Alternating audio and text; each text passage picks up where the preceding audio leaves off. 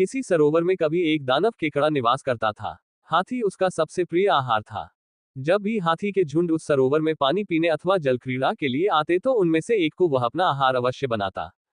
चूंकि हाथी समूह के लिए उस वन में जल का कोई अन्य स्रोत नहीं था, अतः गजराज ने अपनी गर्भिणी हथिनी को दूर किसी प्रदेश में भेज दिया कि कहीं गलती से हथिनी उस दानव केकड़े का ग्रास न बन जाए। कुछ ही महीनों के बाद हथिनी ने एक सुंदर और बलिष्ठ हाथी को जन्म दिया।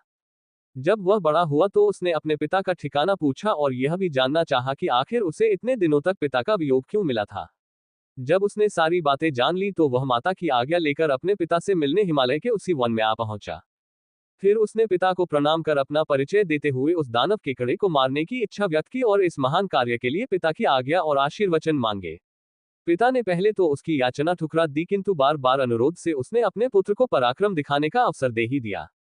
पुत्र ने अपनी सेना तैयार की और अपने शत्रु की सारी गतिविधियों का पता लगाया। तब उसे यह विदित हुआ कि वह केकड़ा हाथियों को तभी पकड़ता था जब वे सरोवर से लौटने लगते थे, और लौटने वालों में भी वह उसी हाथी को पकड़ता जो सबसे अंत में बाहर आते थे।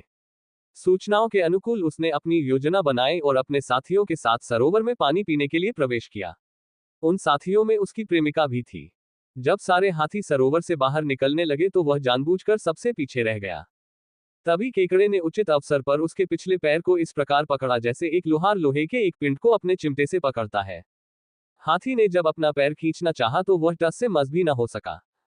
घबरा कर हाथी ने चिंघाड़ना शुरू किया, जिसे सुनकर हाथियों में भगदड़ मच गई। वे उसकी मदद को न आकर इधर उधर भाग खड़े हुए। हाथी ने अपनी प्रेमिका को पुकारा और उससे सहायता मांगी। प्रेमिका हाथी को सच्चे दिल से प्यार करती थी।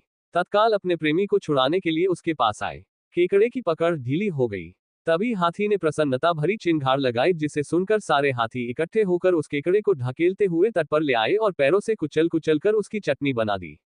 प्रेरक कहानियों से जुड़े रहने के लिए कृपया चैनल सब्सक्राइब करें।